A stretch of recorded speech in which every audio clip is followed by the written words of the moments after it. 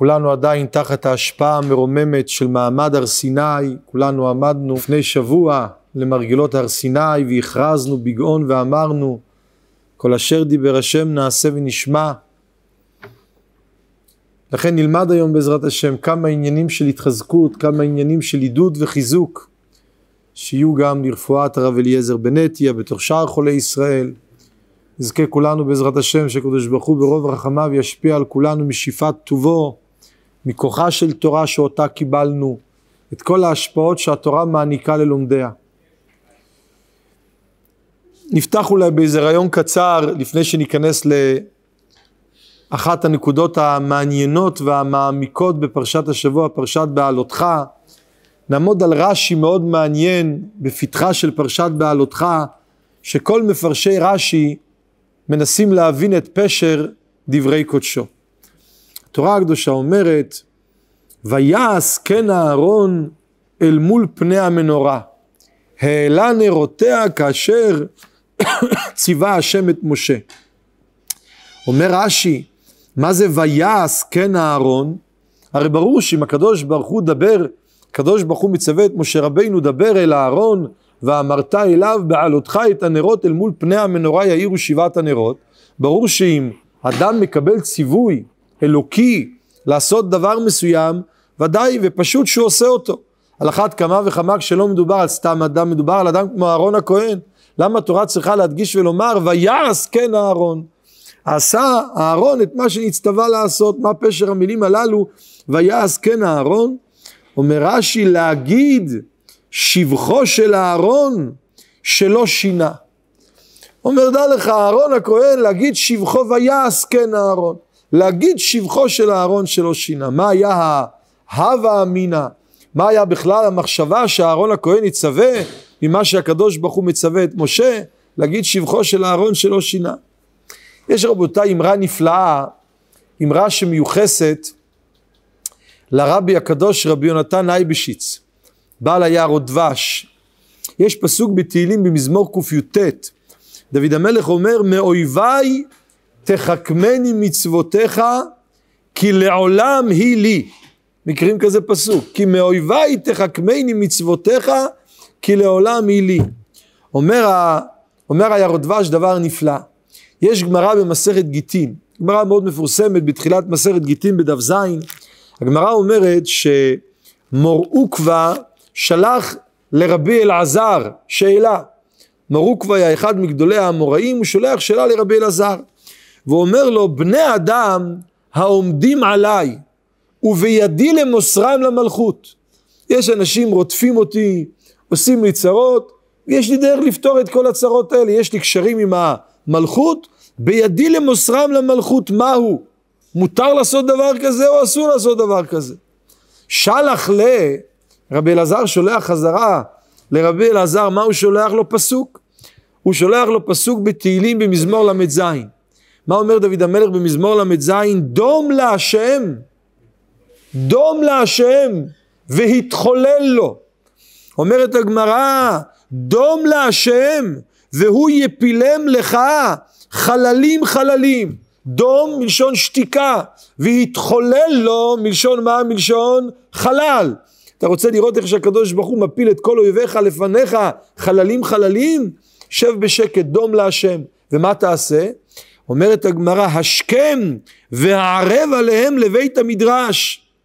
אתה יודע מה צריך לעשות? השכם והם עליהם לבית המדרש והן קלים מאליהן. אתה תראה שכל האויבים שלך, כל מבקשי נפשך, כל העומדים עליך, כולם יפלו מעצמם. אם מה תעשה? תבוא בבוקר ללמוד דף גמרא, תבוא בערב ללמוד דף גמרא, השכם והערב עליהם לבית המדרש, והם קלים מעליהם. יוצא שאם יש לאדם הרבה אויבים, יש לאדם הרבה שונאים, אז אין לו ברירה, הוא צריך כל הזמן להיות בבית המדרש, צריך ללמוד תורה כל הזמן, ומרוב שהוא יש לו אויבים, ואין לו ברירה, והטיפול באויבים האלה זה על ידי דום להשם והתחולל לו. מה זה דום להשם? אתה תשתוק, השכם וערב עליהם לבית המדרש והם קלים עליהם. אז מרוב האויבים שיש לו, אדם הופך להיות תלמיד חכם גדול, הוא לומד עוד מסכת ועוד מסכת. אומר רבי יונתן אייבשיץ, מאויביי, מרוב האויבים שיש לי, תחכמני מצוותיך כי לעולם היא לי.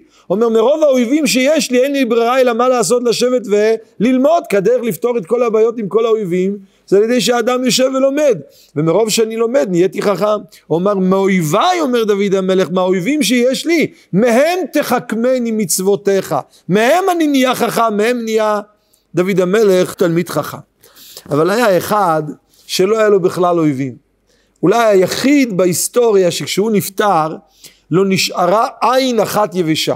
כתוב שכשאהרון הכהן נפטר ויבכו את אהרון כל בית ישראל, 30 יום, יום ולילה בכו את אהרון הכהן כל כלל ישראל. למה? כולם אהבו אותו. אהרון הכהן היה אוהב שלום ורודף שלום, אוהב את הבריות ומקרבן לתורה. אנחנו מכירים איזה מדרשים כתוב איך אהרון הכהן היה עושה שלום עם בני אדם. נו, אז אם אהרון הכהן היה לו כל כך הרבה אוהבים, לא היה לו בכלל אויבים, אם לא היה לו אויבים, אז בבוקר במקום לבוא ללמוד דף גמרא, מה יכל אהרון הכהן לעשות? להמשיך מה? להמשיך לישון עוד שעתיים. אהרון הכהן הרי למעשה יכל להמשיך לישון, הוא לא היה צריך השכם וערב עליהם לבית המדרש והם קלים מאליהם. אומר רש"י, ויעש כן אהרון להגיד שבחו של אהרון שלא שינה. אפילו שאהרון הכהן יכל להמשיך לישון, אבל הוא לא המשיך לישון. הוא קם מוקדם לשיעור גמרא בבוקר, הוא קם מוקדם לשיעור תורה בבוקר, אפילו שהעיצה הזו של השכם והערב עליהם לבית המדרש והם קלים מאליהם, לגבי אהרון העיצה הזאת לא הייתה נוגעת. אז אם כן לפנינו רמז נפלא, מה זה להגיד שבחו של אהרון, שמה? שלמרות להגיד שבחו של אהרון, מה היה השבח של אהרון? שהיה אוהב שלום ורודף שלום ואויבים לא היו לו, אז הוא יכל להמשיך לישון, לא היה צריך להשכים ולהעריב לבית המדרש. למרות זאת לא שינה, הוא לא המשיך לישון. הוא קם מוקדם בבוקר, הוא בא ללמוד, דעו לכם, תורה שאדם לומד בבוקר, זה הרי פת שחרית. הגמרא אומרת במסכת בבא קמא, שאחד הדברים שמצילים את האדם מכל כמה פ"ג מחלות כתוב שתלויים בכיס המרה, 83 סוגי מחלות שתלויים בכיס המרה, כולם ניצול האדם על ידי מה? על ידי פת שחרית. מה זה פת שחרית? פת זה בגימטריה תלמוד. פת זה בגימטריה תלמוד. תלמוד, אדם לומד פת שחרית, זה דף גמרא בבוקר. אנחנו יש לנו את הזכות פה כל בוקר, לומדים דף גמרא כל בוקר, זה הפת שחרית שלנו. אדם שיש לו פת שחרית, אז הוא ניצל מכל ה-83 סוגי מחלות. אדם צריך לזכות דבר גדול, כן? למעשה צריך גם כפשוטו לאכול פת שחרית וגם דף גמרא. גם כפשוטו וגם דף גמרא. אנחנו שרים בלך דודי, על יד בן ישי, מי שרוצה לזכות לגאולה צריך להיות בית הלחמי. צריך שיהיה פעמיים לחם, פעמיים פת שחרית, גם דף גמרא וגם כפשוטו פת שחרית. על כל פנים רבותיי, לפנינו אם כן רמז אחד בדברי קודשו של רש"י, להגיד שבחו של אהרון שלא שינה. עוד נקודה מעניינת, לפני שניכנס קצת למהלך, יש ספר שנקרא בארות המים. ראיתי בספר בארות המים על חנוכה, דבר מאוד מעניין. הוא מביא שהיה צדיק, קראו לו, ודאי שמעתם עליו, רבי צבי הירש מרימינוב. רבי צבי הירש מרימינוב היה כידוע משרתו ושמשו של רבי מנחם מנדל מרימינוב. היה אחד מגדולי הצדיקים, מגדולי האדמו"רים שקמו לעם ישראל. מספרים שהיה מקרה עצוב, שהתרע מזלו של הצדיק הזה, והוא ישב באבל, ישב שבעה על אחד מקרוביו, היה באבלות. ומתי זה קרה? זה קרה בחנוכה, ממש עם גרביים במקום נעליים, כמו אבל שאסור בנעילת הסנדל, והיו צריכים להדליק נרות חנוכה, כמובן גם אבל מדליק נרות חנוכה. אבל ראו שכשהצדיק הזה מדליק נרות חנוכה, הוא הדליק אותם עם אותה התלהבות, עם אותה השמחה, עם אותו הריקוד, עם אותה השמחה שהייתה מנת חלקו כל שנה בהדלקת נרות חנוכה. חותנו של הצדיק הזה היה אחד מצדיקי הדור, הוא ראה אותו עושה כזה דבר, הוא אומר, מה הפשט? הרי כבודו אבל, כבודו נמצא בתוך שבעה, איך מותר לרקוד בתוך שבעה, איך מותר להיות בשמחה כשמדליקים נרות חנוכה? אז הוא אמר, הרי אני עובד את השם יתברך, אני מדליק נרות חנוכה, זה עבודת הבורא. איך אפשר לעשות עבודת הבורא? איך אפשר לעשות עבודת הבורא בלא שמחה? לכן אני שמח גם עכשיו. עכשיו תראו דבר מאוד מעניין, יש תוספות במסכת חולין, דף ע"ה עמוד א'. התוספות מביאים בשם המדרש, כדאי לראות את לשון התוספות בפנים, שכשאהרון הכהן היה מדליק את המנורה, כשאהרון הכהן היה מדליק את המנורה, אז בשעה שהוא היה רואה את הנרות דולקים בבית המקדש, הוא היה מתמלא שמחה, והיה מרקד ומדלג לפניהם. אהרון הכהן כשהיה מדליק את המנורה בבית המקדש, תראו תוספות בחולין דף ע"ה עמוד א', אומרים התוספות שזה נשמע כאיזה סיפור שמתאים לאיזה אדמו"ר חסידי, אבל זה כתוב על אהרון הכהן, שאהרון הכהן היה רוקד וקופץ לפני נרות המקדש בשעה שהיו דולקים. עכשיו אנחנו יודעים מתי אהרון הכהן התחיל להדליק את הנרות בבית המקדש.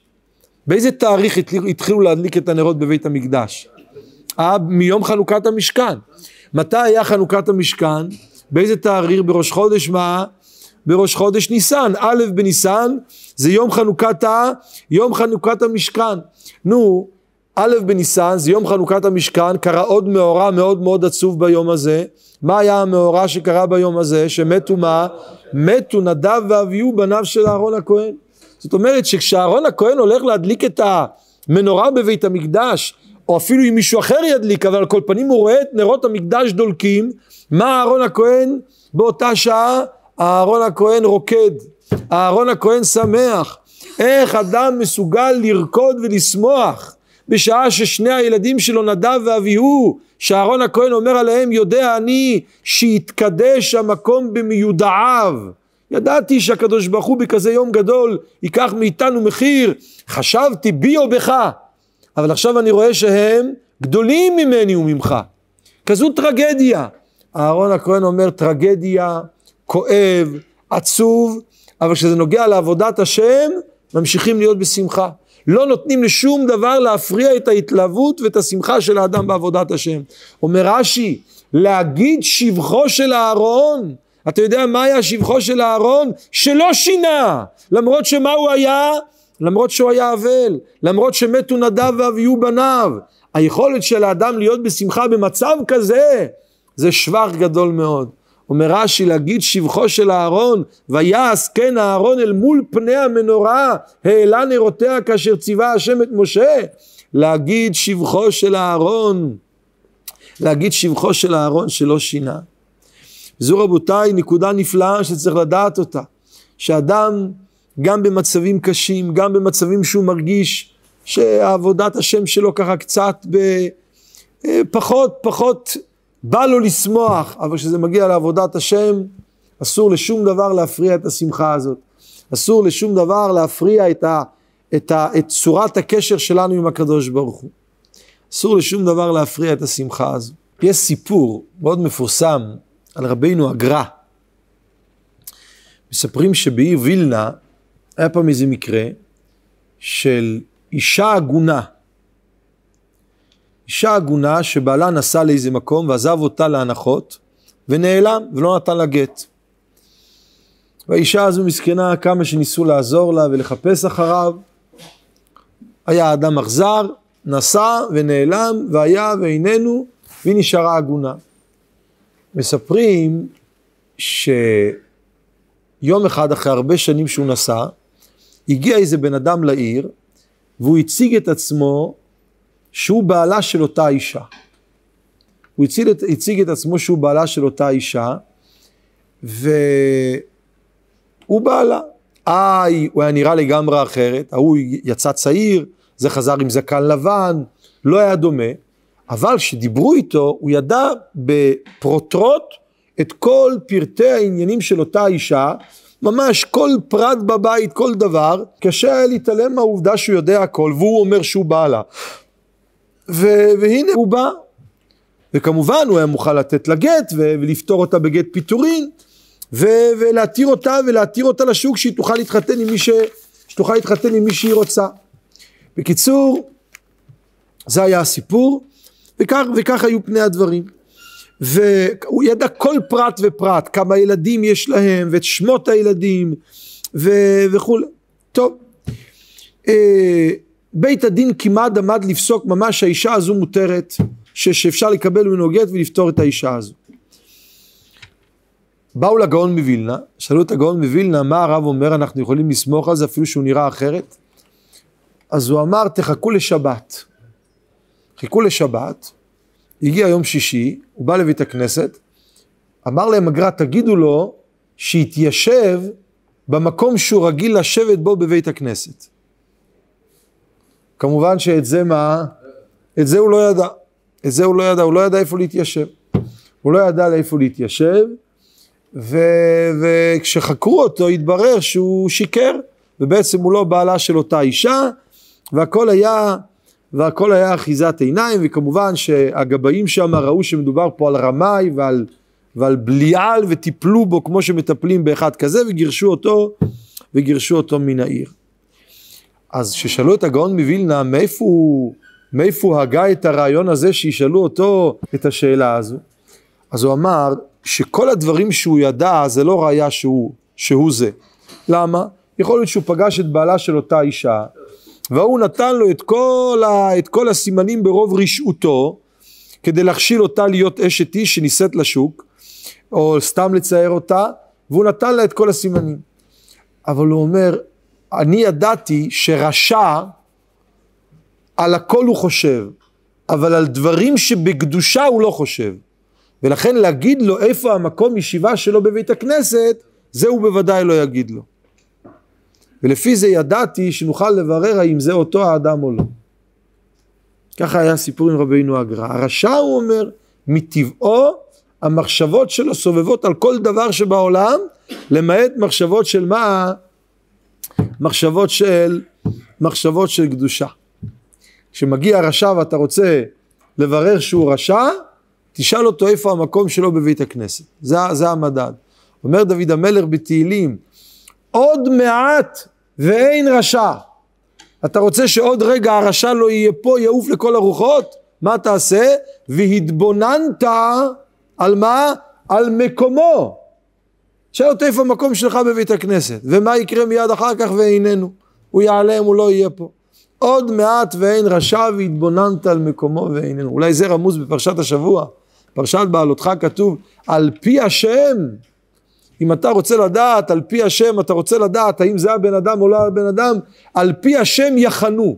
תשאל אותו איפה מקום החנייה שלו, איפה הכיסא שלו בבית הכנסת. רואים שהמדד לדעת, אם האדם הוא רשע, או אדם הוא צדיק, זה במה המחשבות שלו נתונות. רשע יחשוב על הכל, למעט דברים שבקדושה. צדיק, המחשבות שלו תמיד סובבות על עניינים שבקדושה, עניינים של תורה, עניינים של מצוות, לא עניינים של הבל ורות רוח. הבל ורות רוח זה לא שייך לצדיק, זה לא שייך לצדיק. אנחנו רוצים, רבותיי, לגשת לסוגיה שאנחנו רוצים לעסוק בה, בביאור דברי קודשו של רש"י בפתחה של פרשת בעלותך, וממנו, מהנקודה הזו יסוד וממנה יתד, לנקודה מאוד חשובה. אולי לפני כן נאמר עוד איזה רעיון, שאולי יסביר משנה במסכת אבות, שנקרא השבת, אלה שנוהגים לקרוא עד ראש השנה, יש כאלה שנוהגים להפסיק בחג השבועות, ויש כאלה ממשיכים לקרוא פרקי אבות עד ראש השנה, וראוי לנהוג כך למי שיכול.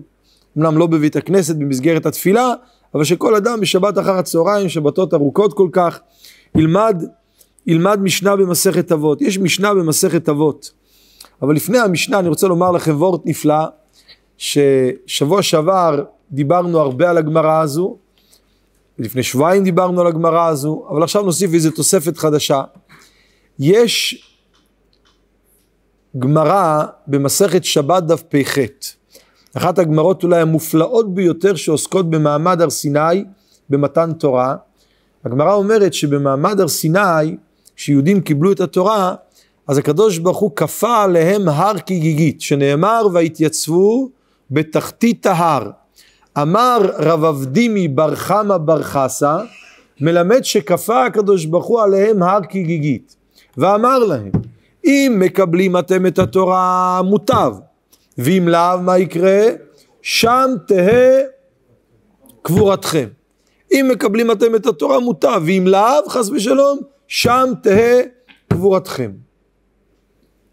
כך כתוב בגמרא. אז כולם שואלים שאלה, למה כתוב, אם מקבלים אתם את התורה מוטב, ואם לאו, אז שם תהא קבורתכם. איך היה אמור להיות כתוב? פה תהא קבורתכם. הרי ההר עמד מעליהם, ההר היה למעלה, ואם לא יקבלו את התורה אז ההר ירד עליהם, ופה תהא קבורתכם. מה זה שם תהא קבורתכם? שמעתי פעם פשט כזה, הרי התוספות, רבותינו הראשונים, שואלים, למה הקדוש ברוך הוא היה צריך לכפות עליהם הר כגיגית? הרי למעשה הם קיבלו את התורה בשמחה, הם אמרו כל אשר דיבר השם נעשה ונשמע, אז למה היו צריכים לכפות עליהם הר כגיגית? התוספות מתרצים תירוץ, שהקדוש ברוך הוא פחד שמא יחזרו בהם מן ההבטחה בראותם את האש השורפת. אחרי שהם יראו את מעמד הר סיני שהייתה שם האש מתלקחת, אולי יחזרו בהם, אז הקדוש ברוך הוא כפה עליהם הר כגיגית כדי שלא יהיה להם ברירה. המדרש בפרשת נוח במדרש תנחומה מתרץ שעל התורה שבכתב הם אמרו נעשה ונשמע, אבל על התורה שבעל פה הם לא אמרו נעשה ונשמע. למה? הם אמרו לבוא לבית כנסת קצת ביום שבת בבוקר לשמוע פרשת השבוע, קצת לשמוע, כן, אין בעיה, גם אנשים חילונים לומדים פרשת השבוע, אבל לשבת וללמוד תורה שבעל פה, ללמוד דף גמרא ולהתייגע באותיות הקטנות ולהבין מה הוקשה לרש"י ומה רש"י תירץ ומה הייתה הווה אמינה של הגמרא ומה המסקנה ומה הראיה ומה הפרחה, זה כבר יותר מדי בשבילו. אנחנו מכירים הרבה כאלה אנשים שהקשר שלהם עם האלוקים זה התורה שבכתב, הם שומעים קצת פרשת השבוע, אתה רוצה לומר להם איזה וורד בפרשת השבוע, הם גם מוכנים לשמוע, אבל לימוד גמרא זה לא בשבילהם, הם לא חלק מהעניין של ללמוד תורה שבעל פה. אז על התורה שבעל פה הם לא אמרו נעשה ונשמע, על התורה שבעל פה הקדוש ברוך הוא היה צריך לכפות עליהם הר כגיגית, כך אומר המדרש, ולומר להם אם מקבלים אתם את התורה מוטב, אם לאו שם תהא קבורתכם. שימו לב, מה היה קורה אם היינו מקבלים רק תורה שבכתב? מה היה קורה אם היינו מקבלים רק תורה שבכתב? אם היינו מקבלים רק תורה שבכתב, אז למשל אם מישהו היה מוציא לשני עין, מה היו צריכים להוציא לו חזרה? גם עין, עין תחת עין. מישהו היה מוציא לשני שן, היו צריכים להוציא לו שן, עין תחת עין, יד תחת יד, שן תחת שן.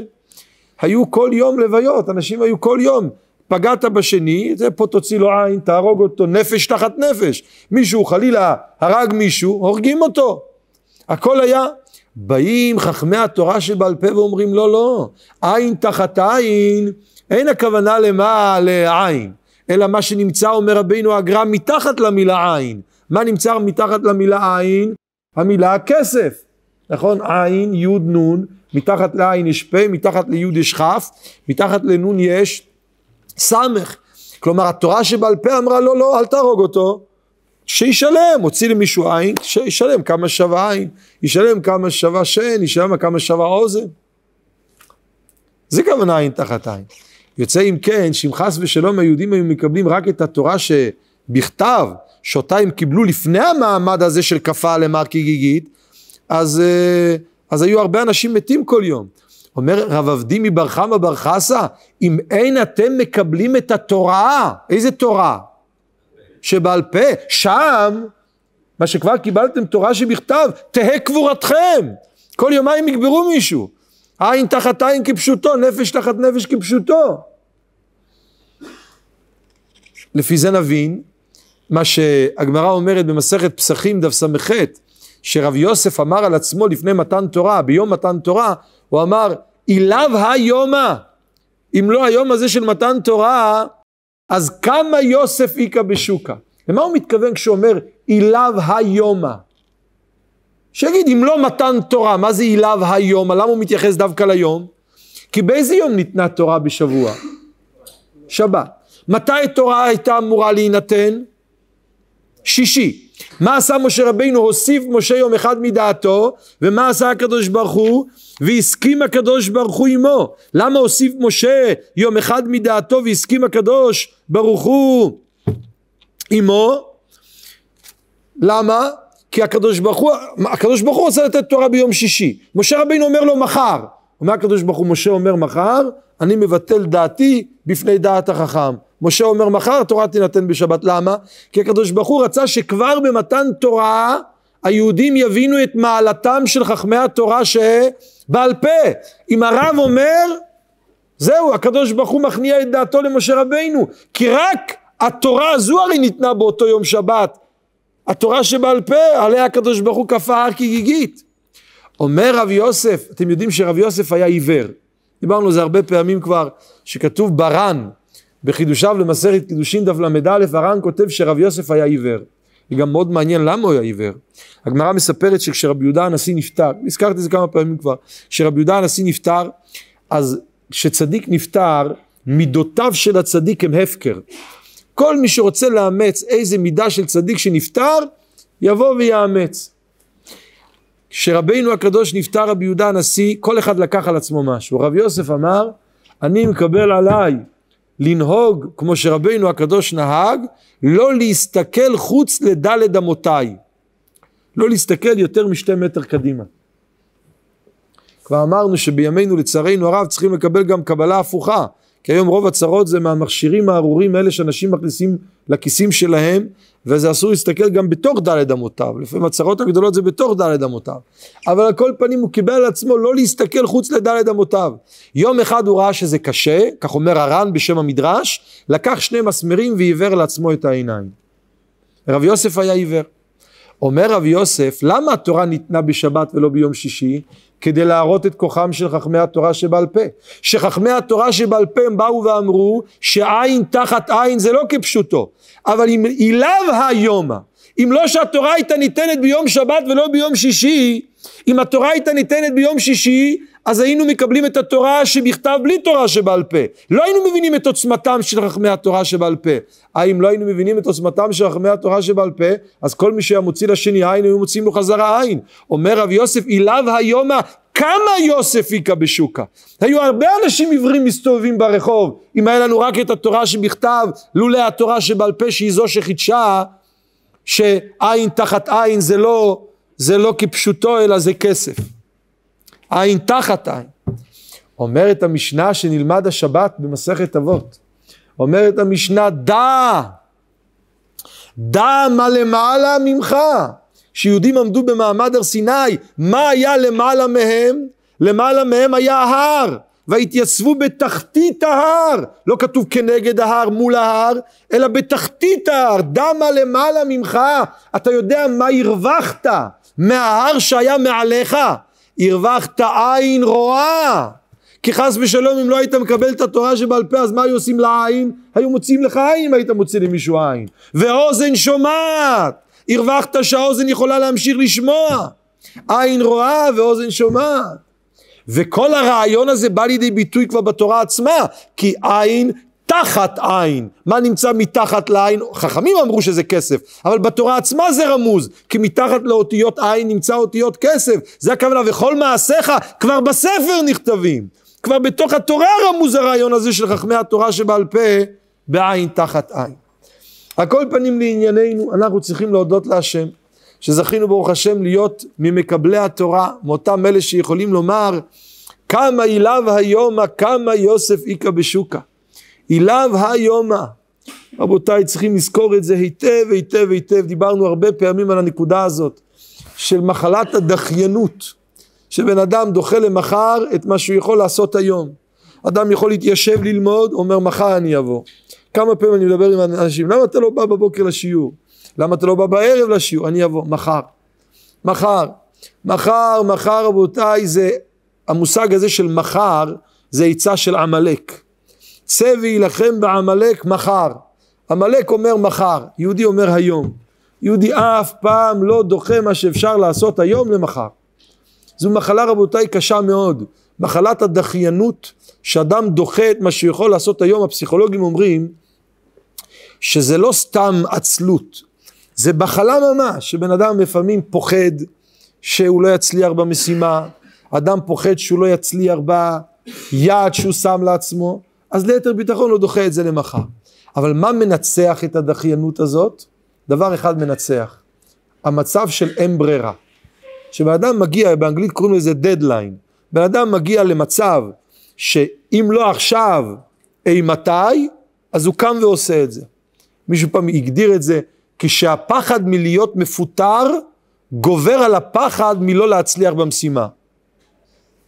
כשהפחד מלהיות מפוטר, שבן אדם מבין, אם אני לא קם ועושה את זה עכשיו, יותר זה לא יקרה, שם האדם קם ועושה. כלומר, האדם צריך לחיות תמיד בהרגשה, שהיום זה היום האחרון. רב יוסף, כל ימיו חי בהרגשה הזו. רב יוסף אמר, אילב היומה. זה לא עוד יום, זה היום. אם לא היום הזה, אין סיכוי.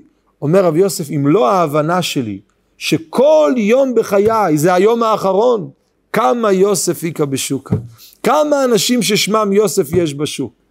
ההבנה הזו רבותיי, אל תדחה למחר, תעשה את זה היום. יש בספרי החסידות הסבר, למה התורה ניתנה במדבר. הקדוש ברוך הוא לא יכל לתת את התורה באיזה מעמד למרגילות הכנרת, למרגילות קיסריה, באיזה מקום מפואר. הרי כתוב, בפוסקים כתוב, מגן אברהם כותב, שנוהגים לקשט את הבית הכנסת עם ענפי אילן, ביום חג השבועות, למה? כי הקדוש ברוך הוא קישט את הר סיני בירוק. זאת אומרת, הקדוש ברוך הוא הבין שהתורה צריכה להינתן, לא על איזה הר צחיח ויבש, אלא בתנאים קצת יותר לעניין. אז למה הקדוש ברוך הוא דחה? למה הקדוש ברוך הוא לא יכל לחכות עם מתן תורה למקום יותר פסטורלי, מקום יותר יפה? אומרים רבותינו, זאת התשובה. התשובה היא, יהודים יצאו ממצרים, המקום הראשון שהם הגיעו זה היה הר סיני. הר יבש וצחיח. אומר הקדוש ברוך הוא, אם יש לך ברירה לקבל תורה היום בתת תנאים, או מחר בתנאים משופרים, היום בתת תנאים ולא מחר בתנאים משופרים. אל תדחה למחר את מה שאתה יכול לעשות היום. וזה כלל גדול בעבודת השם. כל רגע בחיי האדם. אילב היומה, אם לא היום הזה, כמה יוסף, איקה בשוק. לכן רבותיי צריכים לדעת, לא להתייאש, לדעת שאנחנו יכולים, אדם שחי בביטחון בקדוש ברוך הוא. יש עוד משנה שנלמד השבת, רבי טרפון אומר, היום קצר והמלאכה מרובה והפועלים עצלים, ובעל הבית דוחק. ובעל הבית דוחק. מובא בספרים הקדושים שהמילה דאגה יש בה את כל אותיות האלף בית הראשונות. יש בה א', יש בה ג', יש בה ד' ויש בה ה'. איזה אות אין במילה דאגה? ב'. למה אין את האות ב' במילה דאגה?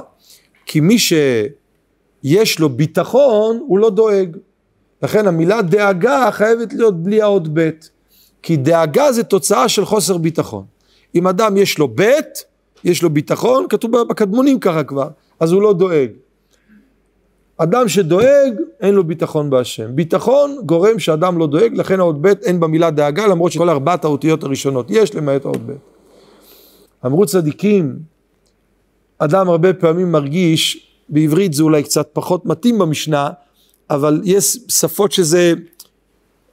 שזה יותר מתברר. רבי טרפון אומר, היום קצר, והמלאכה מרובה, והפועלים עצלים.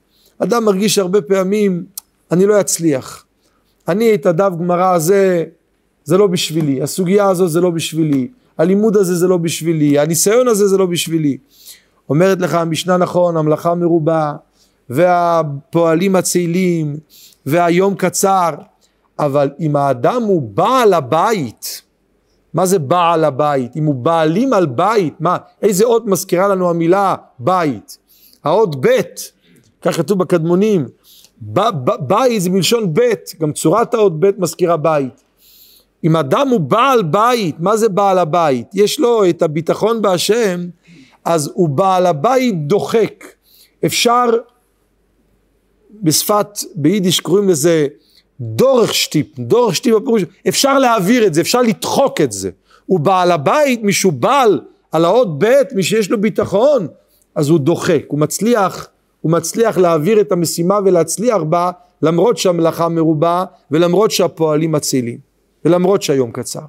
בעל הבית, מישהו בעלים על האות בית, מישהו בעלים על התכונה הזו של הביטחון בהשם, הוא יכול כן להצליח במלאכה הזו.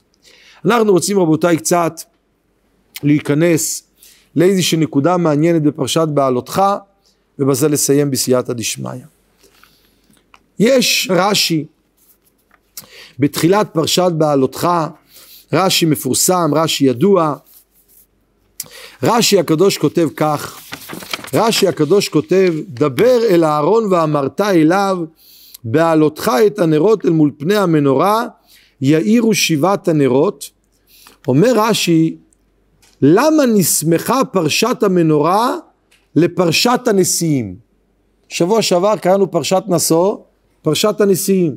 כל נשיא ונשיא הקריב קורבן ביום המיועד לו. למה פרשת בעלותך היא ליד פרשת הנשיאים?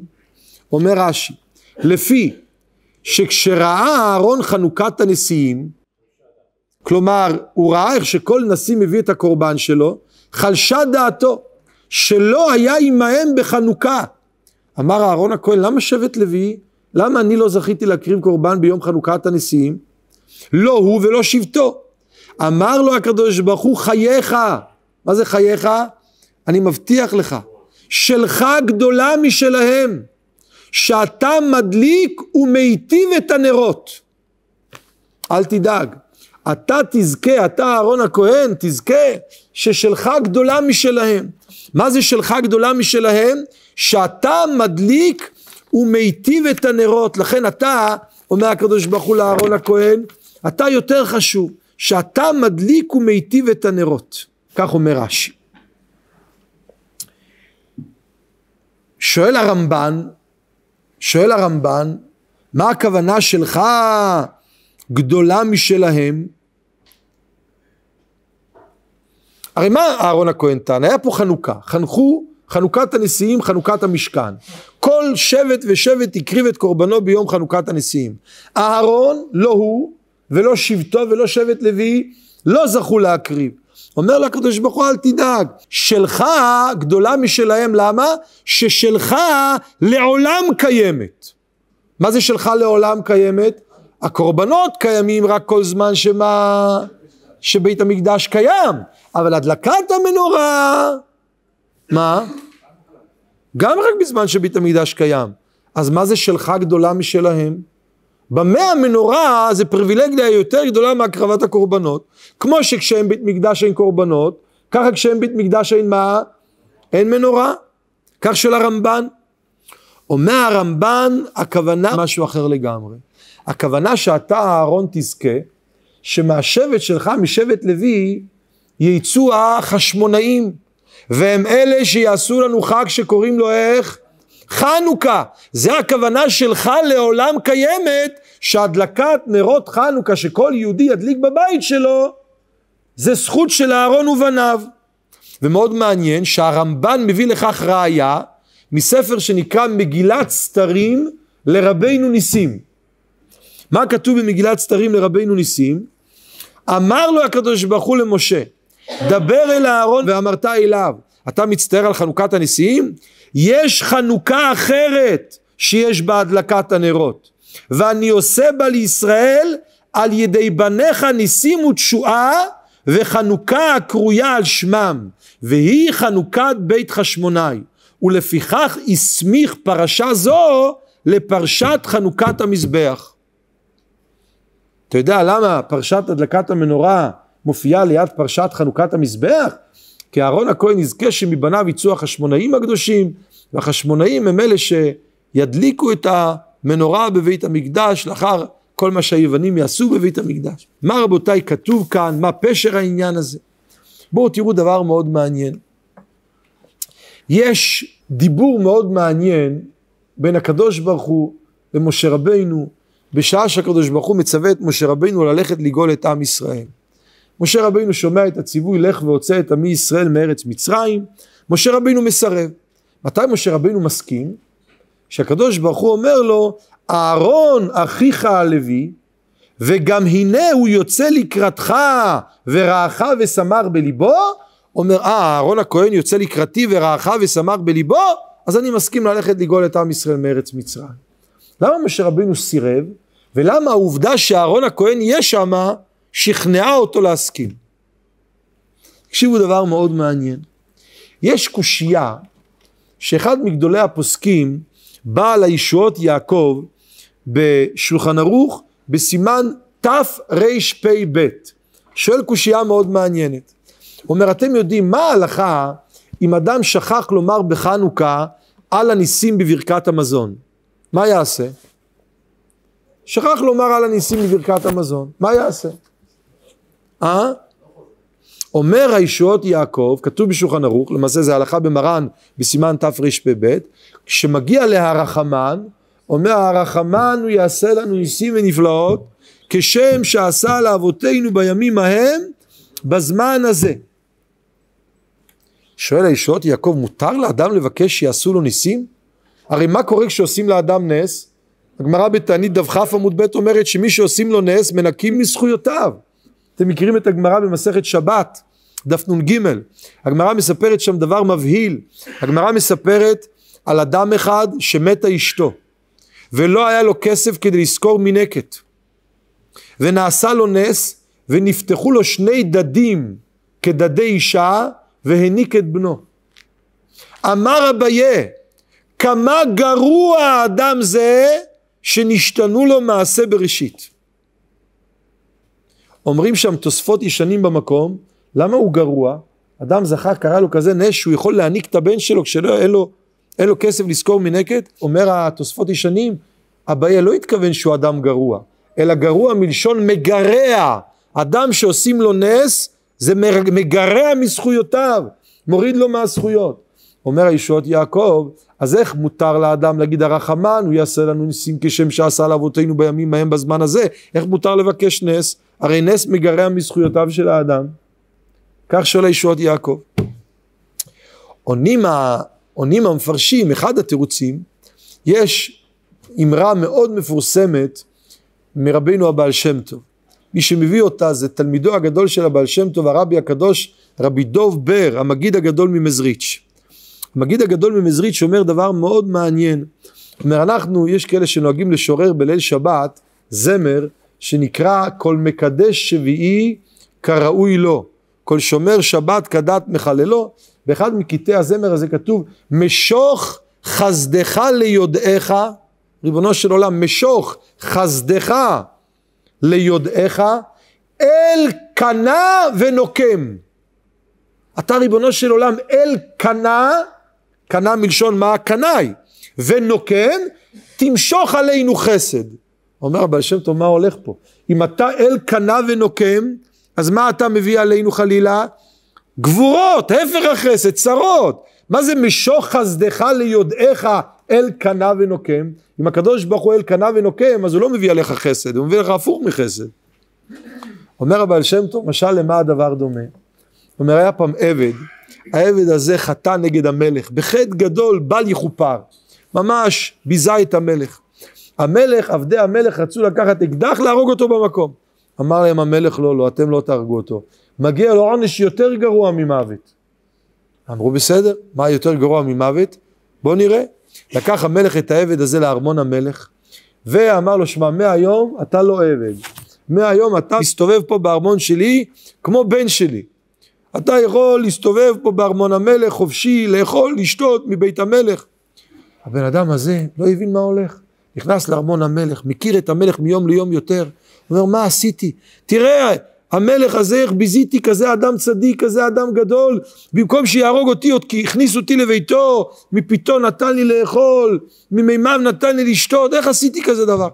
עובר חודש, חודשיים, קורא לו המלך, אומר לו, עכשיו אתה לא תהיה סתם בן אדם שמסתובב בארמון המלך, היום אתה מתמלא להיות אחד משרי המלוכה, אתה תהיה שר בארמון המלך, משכורת של שר, תנאים של שר. והוא מיום ליום לא יודע את נפשו, מה עשיתי? ככל שהוא נמצא יותר בארמון המלך, כגון שהמלך מרים אותו, מנסה אותו מעלה, הוא מכיר את המלך יותר, ומיום ליום הוא מבין ומפנים את גודל החטא, את גודל הצרה, מה הוא עשה למלך. עד שיום אחד המלך ממנה אותו להיות שר השרים, ראש השרים, וכמה שהמלך מעניק לו יותר, הוא בעצם מה? מעניש אותו יותר.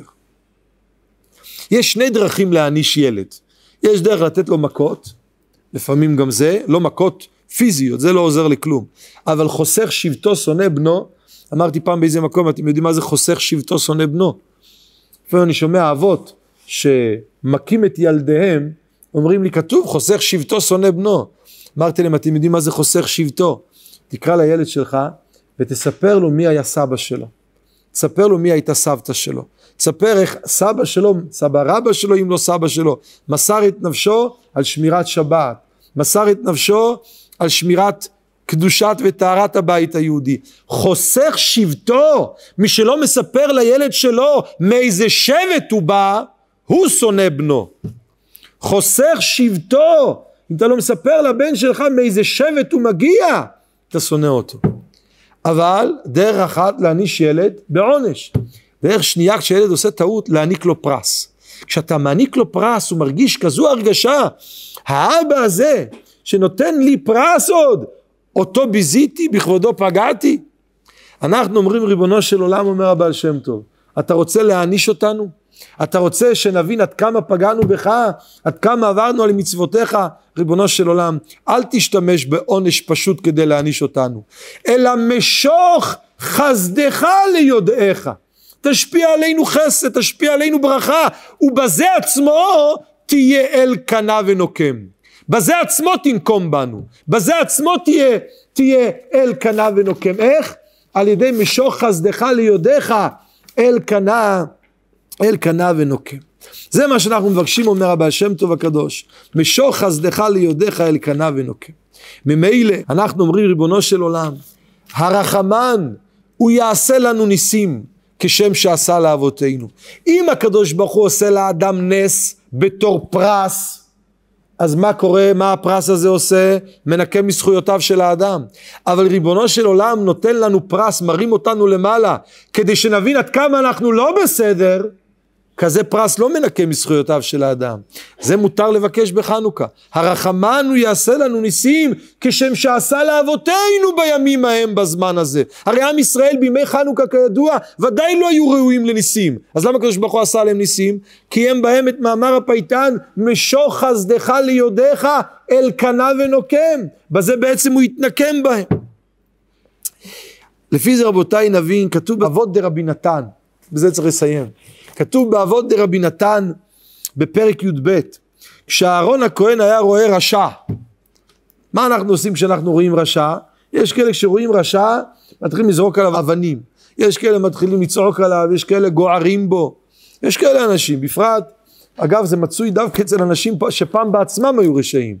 אנחנו רואים אנשים בעלי תשובה לא מסוגלים לשאת, לא מסוגלים לסבול מישהו שהוא עוד לא 100% כמו שצריך. לפעמים אורייתא קמרתך בהו, לפעמים התורה הרותחת בהם, ולפעמים המידות הרעות שלהם שהתלבשו באצטלה דרבנן הם אלה שמרתחים בהם. ומה היה אהרון הכהן עושה? אומר אבות דרבי נתן, היה רואה בן אדם רשע, היה מתחבר איתו והיה מכבד אותו, והבן אדם הזה אומר וואו, אם אהרון הכהן, תראו את הלשון באבות דרבי נתן, אם אהרון הכהן היה יודע איזה רשע אני, היה מדבר איתי ככה, וזה היה גורם לו להתבייש ולפרוש מן החטא. כך כתוב באבות דרבי נתן פרק י"ב. זאת אומרת, איך אהרון הכהן היה מעניש את הרשע? כמו שהקדוש ברוך הוא מעניש את הרשע. איך? משוך חסדך ליודעך אל קנה ונוקם. זה היה העונש הכי גדול לרשע, שהוא רואה שאתה מקרב אותו ואתה אוהב אותו ואתה מחבב אותו. זה העבודה של אהרון הכהן, הניסים שנעשים בלי לנקות מן הזכויות. לכן אהרון זה ראשי תיבות, אז רוב ניסים הפלאת, ראשי תיבות אהרון, אז רוב ניסים הפלאת. הניסים שאהרון הכהן עשה, ההשפעות הטובות שאהרון הכהן השפיע, הם היו אלה שהרימו את האדם, רוממו את האדם, וממילא הם לא היו מנקים מזכויותיו של האדם. פעם סיפרתי פה שהיה משגיח גדול באחד הישיבות, ישיבת חידושי ערים של חסידי גור, קראו לו רבי גד אייזנר, היה אחד מהמחנכים הגדולים בדור הקודם. היה פעם איזה בחור ישיבה, שהבחור הזה, הנהלת הישיבה החליטה שחייבים לזרוק אותו. מי היה צריך להודיע לבחור שצריכים לזרוק אותו? המשגיח של הישיבה, זה התפקיד שלו, בשביל זה הוא נמצא פה, להודיע לבחור שהבחור הזה צריכים לזרוק אותו מהישיבה. ועובר שבוע, עובר שבועיים, הנהלת הישיבה רואה שהבחור מסתובב בישיבה, ולא רק שהוא מסתובב בישיבה, אלא הוא הפך להיות אחד הבחורים הטובים בישיבה. אז באו למשגיח בישיבה, אמרו לו, משגיח הכוונה, המנהל הרוחני של הישיבה, אמרו לו, כבוד הרב, סיכמנו שאתה מודיע לו שהוא עוזב את הישיבה, מה הוא מסתובב פה? היה צריך להוציא אותו, סיכמנו שמוציאים אותו מהישיבה. אז הוא אמר להם, אני הוצאתי אותו. אבל הגמרא אומרת במסכת שבת דף ב' בהלכות שבת, הכנסה נמי הוצאה קרילה. יש בהלכות שבת הוצאות והכנסות. המוציא לרשות המכניס מרשות הרבים לרשות היחיד, והמוציא מרשות היחיד לרשות הרבים. הגמרא שם קוראת להכנסה הוצאה. הכנסה נמי הוצאה קרילה. אני הוצאתי אותו, אבל איך הוצאתי אותו מהישיבה? על ידי שהכנסתי אותו יותר פנימה. חיבקתי אותו, קירבתי אותו, הראיתי לו פנים מסבירות. הכנסה נמי הוצאה קרילה. גם לזה קוראים הוצאה. ככה הוצאתי אותו מהישיבה, על ידי שהכנסתי אותו יותר פנימה. לפי זה רבותיי נבין ובזה נסיים. עם ישראל, משה רבינו אמר, ריבונו של עולם, איך אני הולך להוציא את היהודים מארץ מצרים? הרי כדי להוציא את היהודים מארץ מצרים צריכים להיות ביציאת מצרים המון ניסים, ומרוב הניסים שיהיו ביציאת מצרים היהודים לא יישאר להם טיפה של מה? של זכויות. כי מה הניסים עושים לאדם? למדנו קודם בתענית דף כ' עמוד ב' שהניסים מנקים מזכויותיו של אדם. אומר משה רבינו, מי אנוכי כי אלך אל פרעה וכי יוציא את בני ישראל מארץ מצרים? ומה אומר שם רש"י, מי זוכר? באיזה זכות הוציאם?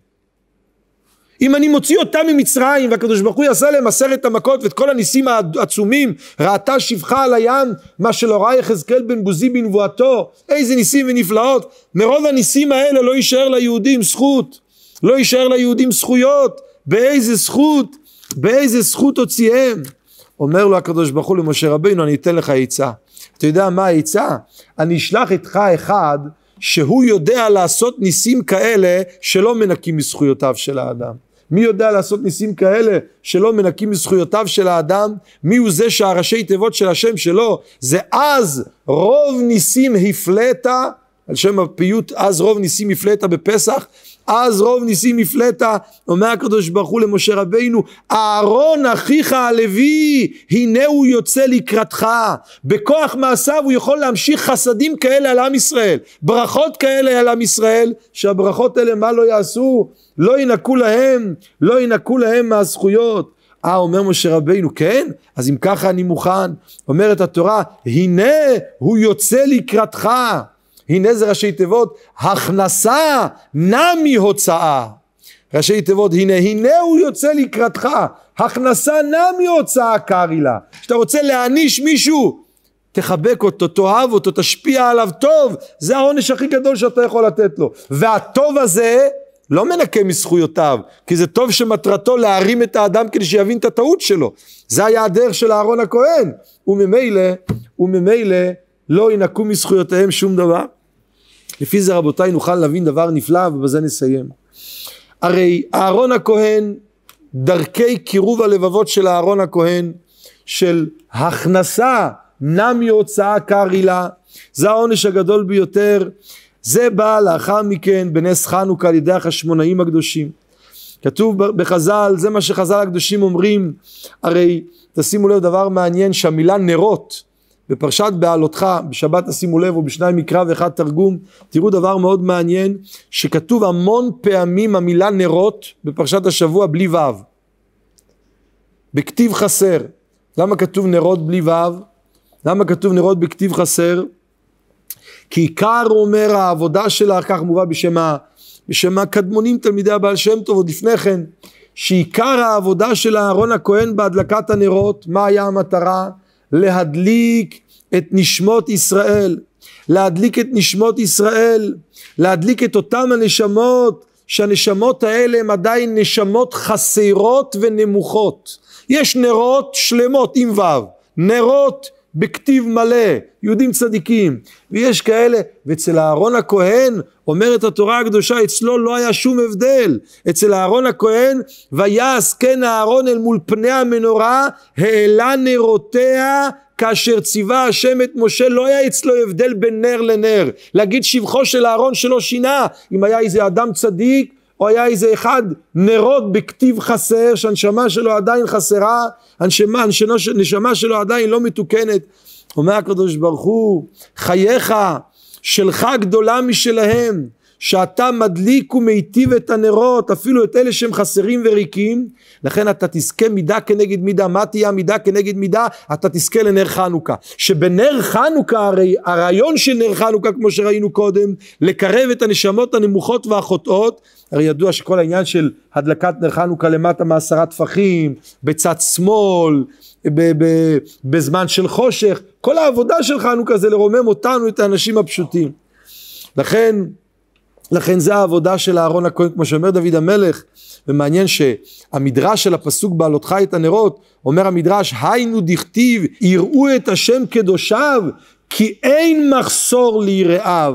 מה זה אין מחסור? אהרון הכהן משתמש פה בעצה כזו שהברכות והניסים לא ינקו מזכויותינו, כי אין מחסור ליראיו. בדרך כלל הרי הניסים מנקים מזכויותיו של האדם, אבל פה יראו את השם קדושיו. אומר רש"י, להגיד שבחו של אהרון שלא שינה, לא נשתנה מצב זכויותיהם של ישראל אחרי כל הניסים שהוא עשה עמהם. למה? בגלל שזה העצה, זה העצה. יש עוד הרבה מה להעריך בזה, אבל הזמן נגמר. אנחנו צריכים רבותיי לדעת, שגם אם חלילה וחס יש יהודים בקרבנו שהם עדיין מבחינת נרות בכתיב חסר, ואגב גם אם היהודים האלה זה אנחנו בעצמנו, צריכים לדעת לרומם את עצמנו. עוד מעט ואין רשע, כמו שכתוב בליקוטי מוהר"ן בתורה רפ"ב. מה זה עוד מעט ואין רשע? כשמתבוננים על העוד מעט, על הנקודה הטובה, הנקודה הטהורה שיש בלב כל יהודי באשר הוא, ואין רשע, רואים שאין רשע, והתבוננת על מקומו ואיננו. זה העבודה שלנו בימים האלה כשקוראים את פרשת בעלותך. השם יתברך יעזור, שנזכה בעזרת השם יתברך. קיבלנו את התורה. אתם יודעים, יש סיפור עממי שפעם מישהו הגיע לחתונה, וחתונה חרדית, חתונה חילונית, אין את הבעיה הזו בעוונותינו הרבים, אבל חתונה של אנשים יראים ושלמים, והיה שם אזור של החתן, אזור של הכלה. אז כלה, כולם ראו מי הכלה, בגדי כלה, בגד לבן, בגד של סמלת כלה, אבל בעזרת גברים כל החרדים הולכים אותו דבר, כולם חליפות, עניבות, כובעים או בגדים אחרים, אבל כמעט כולם נראים אותו דבר. אז ילד אחד שאל את אבא שלו, מי פה החתן? איך אני יכול לדעת מי החתן? אומר לו, זה החתן. מי אמר לך? אולי השני החתן. כולם לבושים אותו דבר, כולם רוקדים אותו דבר. אז אומר לו, אתה צודק, מאוד קשה לדעת מי החתן. המבחן האמיתי לדעת מי החתן, זה שבסוף החתונה הולך עם הכלה הביתה, זה החתן. זה שבשעת החתונה הוא רוקד, כולם רוקדים. זה שבשעת החתונה הוא שמח, כולם שמחים. אמרו רבותינו, זה שבחג השבועות כולנו היינו ערים בלילה, ואכלנו עוגות גבינה, ועשינו, זה מאוד נחמד, זה עוד לא אומר שאנחנו עם התורה מחותנים. מה המדד האמיתי לדעת מי שייך לתורה, מי קיבל תורה במעמד הר סיני? מי שבמוצאי חג השבועות החליט לקבוע עיתים לתורה. מי שבמוצאי חג השבועות החליט, אני תמיד אומר שיש אנשים במוצאי פסח הם עסוקים, כי הם צריכים להחזיר את כלי החמץ לבוידם. במוצאי סוכות הם עסוקים, כי הם צריכים להחזיר את הסוכה לבוידם. ולצערנו יש כאלה שבמוצאי חג השבועות עסוקים, כי הם צריכים להחזיר את התורה לבוידם. אסור רבותיי להחזיר את התורה לבוידם. קיבלנו אותה כדי ללמוד אותה, כדי להשתעשע בה, כדי להתייגע בה, כדי ליהנות מהאור הגדול שהתורה מאירה על לומדיה. ולכן כל אחד מאיתנו יקבל על עצמו קצת יותר קביעת עיתים לתורה, קצת יותר רצינות בלימוד התורה, כי הם חיינו ואורך ימינו. התורה זה החיים שלנו. בלי התורה אין, זה לא, יש סיפור כרגע לא אספר על רב שמעון שקופ, אחד מגדולי ראשי ישיבות, שהוא שמע מישהו אמר שהתורה זה הטעם של החיים, או משהו, לא, התורה זה האוויר לנשימה. אז הוא קם וצעק, מה פתאום? יש חיים והתורה זה האוויר? התורה זה החיים עצמם, כי הם חיינו ואורך ימינו, ובהם נהגה יומם ולילה. ברוך הוא יעזרנו שנדע את זה ונתנהג על פי זה, נשמע ונתבשר בשורות טובות, ישועות ונחמות, אמן כן ירצה.